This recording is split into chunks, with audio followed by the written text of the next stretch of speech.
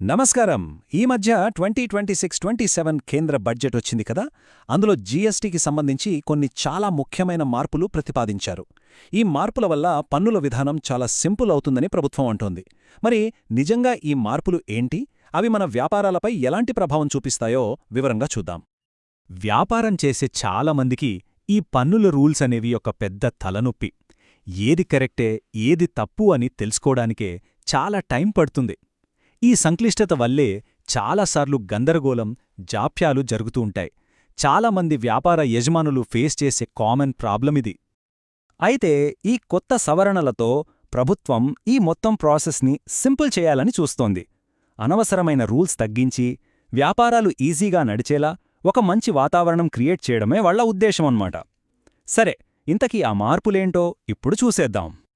సరే, మనం చూడబోయే మొదటి చాలా ముఖ్యమైన మార్పు వ్యాపారాలు తమ కస్టమర్లకు ఇచ్చే డిస్కౌంట్లకు సంబంధించింది. ఇది డైలీ బిజినెస్లో చాలా కీలకమైన విషయం కదా. ఇంతకుముందు సిచ్యువేషన్ ఎలా ఉండేదంటే, ఏదైనా వస్తువు అమ్మే ముందే డిస్కౌంట్ గురించి అగ్రిమెంట్ జరగాలి. అప్పుడే దానికి ట్యాక్స్ బెనిఫిట్ వచ్చేది. కాని రియల్ లైఫ్ బిజినెస్లో ఎప్పుడూ అలా జరగదు గదా. అందుకే ఇది చాలా గొడవలకు, కేసులకు దారితీసేది. చూడండి, పాత రూల్ ప్రకారం డిస్కౌంట్ని ఇన్వాయిస్తో ముందే లింక్ చేయాల్సి వచ్చేది. కానీ ఇప్పుడు కొత్త రూల్తో సీన్ మొత్తం మారిపోయింది. ఇప్పుడు అమ్మకం జరిగాక కూడా మీరు డిస్కౌంట్ ఇవ్వచ్చు. దానికొక క్రెడిట్ నోట్ ఇష్యూ చేస్తే సరిపోతుంది. ఇది వ్యాపారాలకు చాలా ఫ్లెక్సిబిలిటీ ఇస్తుంది కదా. సో ఈ మార్పు వల్ల వచ్చే బెనిఫిట్స్ ఏంటంటే, మొదటిగా ట్యాక్స్ రూల్స్ అనేవి రియల్ వరల్డ్ బిజినెస్ ప్రాక్టీసెస్కి దగ్గరగా వస్తాయి. దీనివల్ల వాల్యుయేషన్కి సంబంధించిన కోర్టు కేసులు తగ్గుతాయి. ఇంకా వ్యాపారాలు కూడా రూల్స్ని ఈజీగా ఫాలో అవ్వచ్చు. సరే, ఇది డిస్కౌంట్ల కథ.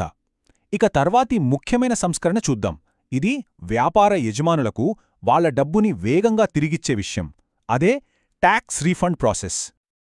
చాలాసార్లు ఏమవుతుందంటే, వ్యాపారాలకు రావాల్సిన ట్యాక్స్ రీఫండ్స్ ఆలస్యమవుతాయి. దీనివల్ల వాళ్ల క్యాష్ ఫ్లో దెబ్బతింటుంది.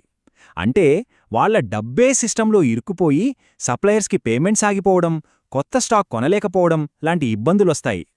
ఇక్కడ మనం ఒక టెక్నికల్ పదాన్ని అర్థం చేసుకోవాలి. అదే ఇన్వర్టెడ్ డ్యూటీ స్ట్రక్చర్.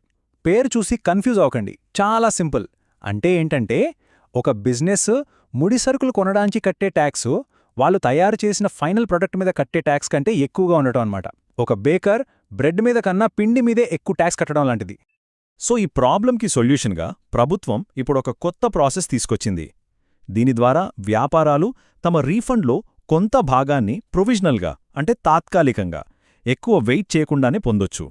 ఇది వాళ్ళ క్యాష్ ఫ్లోని ఇంప్రూవ్ చేయడానికి చాలా హెల్ప్ అవుతుంది. అంతేకాదు, గ్లోబల్ మార్కెట్లో నిలదొక్కుకోవడానికి ప్రయత్నిస్తున్న చిన్న వ్యాపారాలకు ఇంకో పెద్ద సమస్య ఉండేదే. పాత సిస్టంలో ఒక కండిషన్ ఉండేదన్నమాట. రీఫండ్ క్లెయిమ్ చేయాలంటే ఒక మినిమం అమౌంట్ ఉండాలి.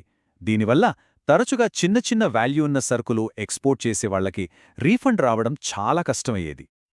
అయితే గుడ్ న్యూస్ ఏంటంటే, ఆ మినిమం రీఫండ్ లిమిట్ని ఇప్పుడు పూర్తిగా తీసేశారు. ఈ మార్పు డైరెక్ట్గా చిన్న వ్యాపారాలకు చాలా మేలు చేస్తుంది. వాళ్ల ఎక్స్పోర్ట్స్ని కూడా ఎంకరేజ్ చేస్తుంది. ఓకే, ఇప్పుడు మూడవ మేజర్ అమెండ్మెంట్ గురించి మాట్లాడుకుందాం. ఇది మన దేశ ఎకానమీకి చాలా ముఖ్యమైన సర్వీసెస్ సెక్టర్కి సంబంధించింది. పాత ట్యాక్స్ చట్టం వల్ల మన దేశంలోని చాలా సర్వీస్ కంపెనీలు ఎక్స్పోర్టర్స్గా క్వాలిఫై అవ్వలేకపోయేవి. ముఖ్యంగా ఫారెన్ క్లయింట్కి మరో కంపెనీకి మధ్యవర్తిగా పనిచేసే ఇంటర్మీడియరీ సర్వీసెస్ అందించేవాళ్లు ట్యాక్స్ పరంగా చాలా నష్టపోయేవాళ్లు. ఈ సమస్యను సాల్వ్ చేయడానికి ప్లేస్ ఆఫ్ సప్లై అనే ఒక కీ రూల్ని మార్చారు. ఇంతకుముందు సర్వీస్ ఇచ్చేవాళ్లు ఎక్కడున్నారో, అంటే ఇండియా, దాన్నే లెక్కలోకి తీసుకునేవాళ్లు. కాని ఇప్పుడు సర్వీస్ తీసుకునేవాళ్లు ఎక్కడున్నారో, అంటే ఫారిన్ క్లయింట్ ఉన్న చోటు, దాన్ని పరిగణలోకి తీసుకుంటారు. చూసారా, ఈ ఒక్క చిన్న మార్పుతో ఇప్పుడు చాలా ఇండియన్ సర్వీసెస్ ఎక్స్పోర్ట్స్ కిందకొస్తాయి.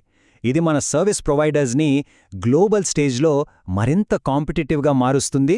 అలాగే ఇంటర్నేషనల్ ట్యాక్స్ కోడ్లను కూడా తగ్గిస్తుంది. సరే, ఇప్పుడుదాకా 3 మేజర్ చేంజెస్ చూశాం. ఇప్పుడు వీటన్నింటినీ కలిపి చూస్తే అసలు బిగ్ పిక్చర్ ఏంటి? ఈ మార్పుల వెనుక ఉన్న అసలు ఉద్దేశమేమై ఉంటుంది? ఒక్క మాటలో చెప్పాలంటే, ఈ జీఎస్టీ మార్పుల మెయిన్ గోల్స్ ఇవే.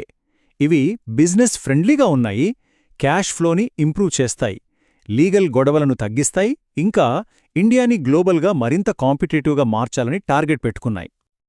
ఎక్స్పర్ట్స్ కూడా ఇదే అభిప్రాయాన్ని చెప్తున్నారు. వాళ్ల మాటల్లోనే చెప్పాలంటే ఈ జీఎస్టీ మార్పులు సంస్కరణలను దృష్టిలో పెట్టుకుని వ్యాపారాలకు అనుకూలంగా చేసినవి. అయితే చివరగా ఒక ప్రశ్న: ఈ పాలసీలు లాంగ్ రన్లో మన దేశ బిజినెస్ గ్రోత్కి ఎంతవరకు హెల్ప్ చేస్తాయి? ఈ మార్పులు అనుకున్న రిజల్ట్స్ ఇస్తాయో లేదో చూడాలి. దీని గురించి ఆలోచించండి.